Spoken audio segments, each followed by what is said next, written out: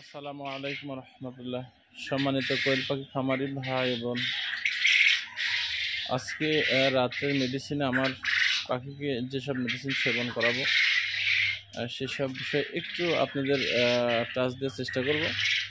অর্থাৎ আমার যে পাখিগুলো রয়েছে, আরেকটি ঘর আছে, সেখানে কোনটা আর রাত্রে মেডিসিন দেবো সেটা বলবো। প্রথমত আমার যে এই ঘরে যে পাখিটা রয়েছে, এই ঘরে পাখির বয়স সম্ভবত 17-18 দিন এরকম বয়স হবে। এই পাখিটাকে রাত্রেতে AD3 ব্যবহার করব। AD3 ব্যবহার করব। আমার এই ঘরে যে পাখিটা রয়েছে, এই পাখিটাকে জিঙ্ক ব্যবহার করব। আর পাশে আমার প্যারেন্টস যে পাখিটা রয়েছে, এই পাখিটাকে ইসেল ব্যবহার করব। রাত্রের পানিতে ইসেল ব্যবহার করব। আমার এই ঘরে যে পাখিটা রয়েছে, আমার বিশেষ করে এই পাখিটাকে আমি ডক্সিসাইক্লিন, এটিভেট এবং প্যারাসিটামল এই মেডিসিনটি ব্যবহার করব। অর্থাৎ এইটা 18-19 দিনের পাখি। এই পাখিটার আমার একটু মনে হচ্ছিল যে একটু ঠান্ডা মনে হচ্ছে, যার জন্য এটাকে আমি এটিভেট, ডক্সিসাইক্লিন, প্যারাসিটামল ব্যবহার করব। এটা শুধু রাত্রে ব্যবহার করব, কিন্তু দিনের বেলাতে লিভার টনিক এবং জিঙ্ক ব্যবহার করব।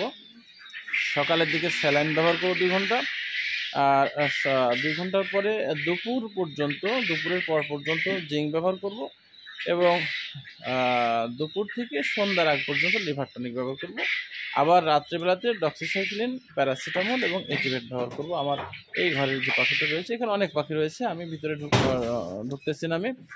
তাহলে এইটা যে সমপরিমাণ দেবো সেটা হচ্ছে এটিভেট দেবো 1 মিলি 3 লিটার পানির মধ্যে, ডক্সিসাইক্লিন 1 গ্রাম 1 লিটার পানির মধ্যে, ফার্স্ট ভেট অর্থাৎ প্যারাসিটামল 1 গ্রাম 1 লিটার পানির মধ্যে, তারপরে আপনার লিভার টনিক 1 মিলি 1 লিটার পানির মধ্যে, আর জিঙ্ক দিব 3 ml 1 লিটার পানির মধ্যে, স্যালাইন দেবো একটা।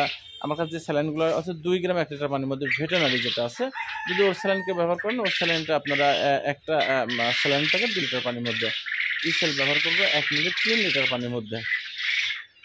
আর এখানে জিঙ্ক ব্যবহার করবো আমি, এখানে অর্গানিক জিঙ্ক ব্যবহার করব। অর্গানিক জিঙ্ক 1 মিলি 4 থেকে 5 লিটার মধ্যে ব্যবহার করব।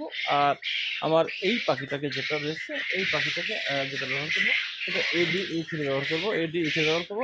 এটাকে ব্যবহার করব আমি বিশেষ করে AD3 1 মিলি 3 লিটার পানির মধ্যে। এটাই ছিল বিশেষ করে আজকের আমার আপডেটস এবং আজকের রাত্রের মেডিসিন।